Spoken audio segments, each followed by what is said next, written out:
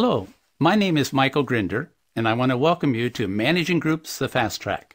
This is our new book that helps people, whether they're a veteran of group dynamics or they're brand new to it, understand what they do when they're interacting with groups and how to manage them. Fast Track is divided into 4 parts, each with 2 chapters. The introduction provides a bird's-eye view of the terrain that we'll be covering in the book. Part 1 deals with unformed groups.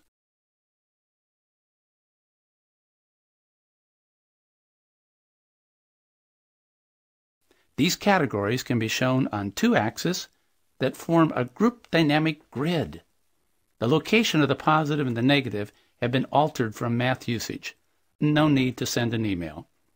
The issue-oriented axis is the vertical, with a high focus on issues at the top and a low focus on issues at the bottom. The people-oriented axis is the horizontal, with high people focus to the left and low people focus to the right. A new gathering of people is just that. It's a gathering. They're not really a group. We don't know where their focus will be. Unformed group is an accurate term to describe the gathering. An unformed group cannot be placed on the grid.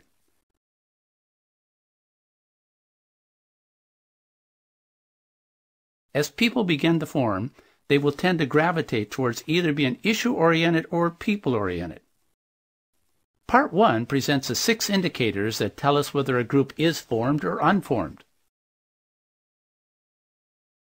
An easy way of understanding which oriented quadrant the group will gravitate towards, and there's 4 quadrants, is to use the analogy of household pets. Dogs and cats. Dogs come when you call them.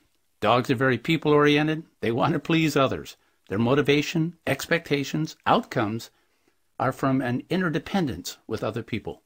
Typically, people-oriented groups are found in industries that are service-oriented and they have less clear performance criteria. This includes education, charities, social work. Dogs are attracted to giving to others. Dogs like to operate from their person. Because of these traits, dog cultures tend to be egalitarian, much flatter than cats. People who work long enough and successful enough in a humanitarian industry tend to increase their dogness.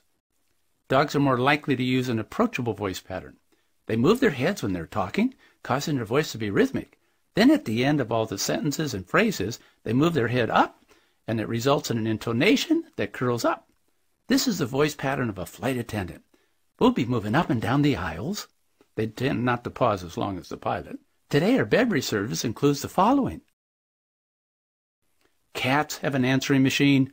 They'll get back to you later. Cats tend to focus on what they want, the issues. Their motivation, expectations, and outcomes come from inside themselves. Typically, issue-oriented groups are found in those industries that have clear performance criteria so that the results can be measured. These groups, like corporations, are profit-driven.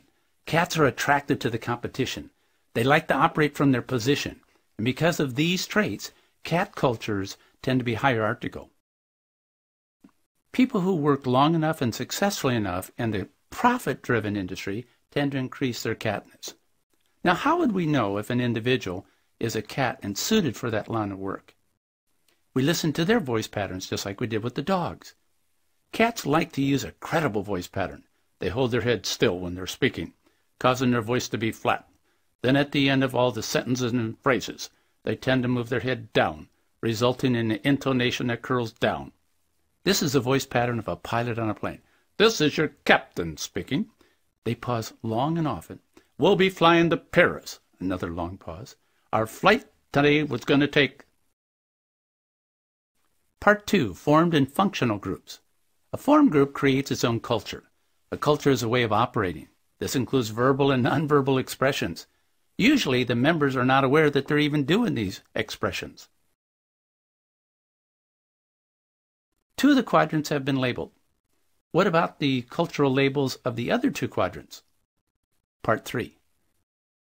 Dysfunctional groups. A group that is devoid of issue and people-orientedness or is inconsistent is dysfunctional. Part 3 addresses dysfunctional groups. Functional and dysfunctional are not separate pigeonholes, but they're gradations. The temptation is to define the terms functional and dysfunctional. We might define the functional group as a group that has purposes and goals and achieves them by assigning clear roles.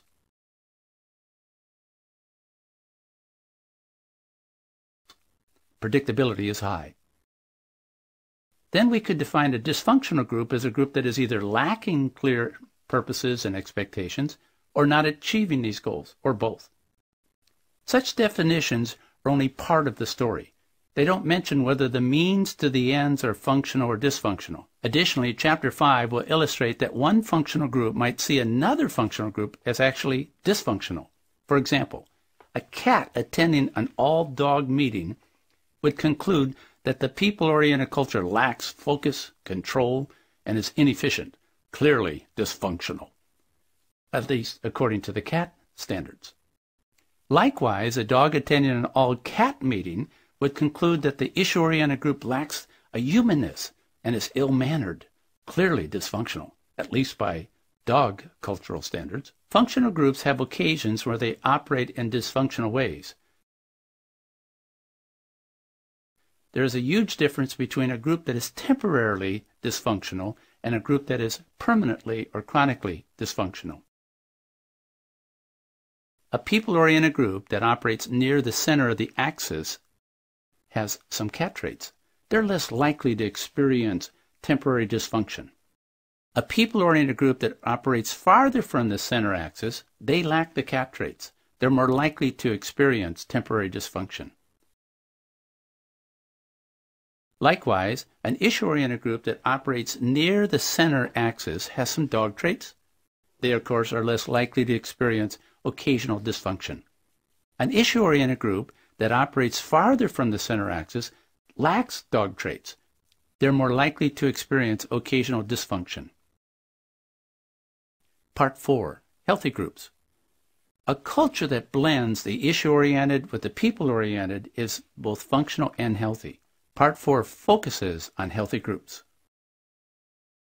A cat culture can be very functional, but not necessarily healthy. If someone craves the adrenaline rush of stress, then operating in a functional cat culture is absolutely fine. Hey, enjoy that burnout. A dog culture can be very, very functional, but not necessarily healthy. If someone has more time than he knows what to do with, then operating as a functional culture is absolutely fine. Remember to bring the coffee and donuts. Functional and healthy are not separate pigeonholes, but are gradations. Most cultures have an individual who has the title of being the person in charge. This individual usually has more cat than the other members of the group. While the person in charge is usually more cat than other members of the group, the role is very different based on the culture of the group. Because the dog culture is people-oriented, the group tends to avoid conflict. The person in charge is actually, therefore, a facilitator who seeks consensus so that harmony and morale are maintained.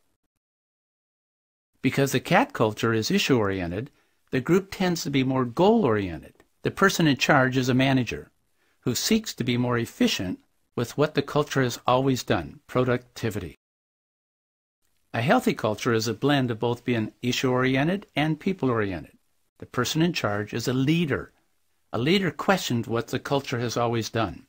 Our goal is to be leaders. As leaders, we seek to increase both productivity and morale. We want to be ambitious. We want to have both high morale and high productivity.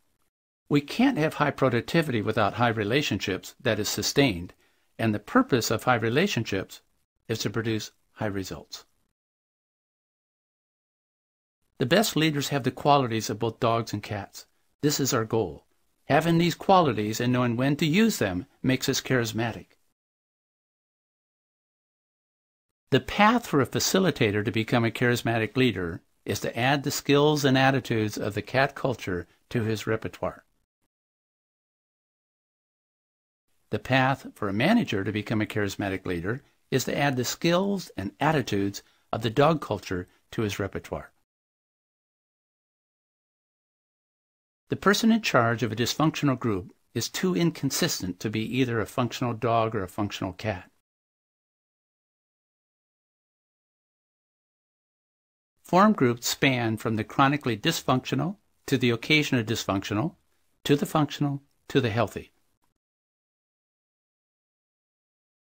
With this bird's eye view, you are now free to move about the group dynamic country. Enjoy Managing Groups, the Fast Track.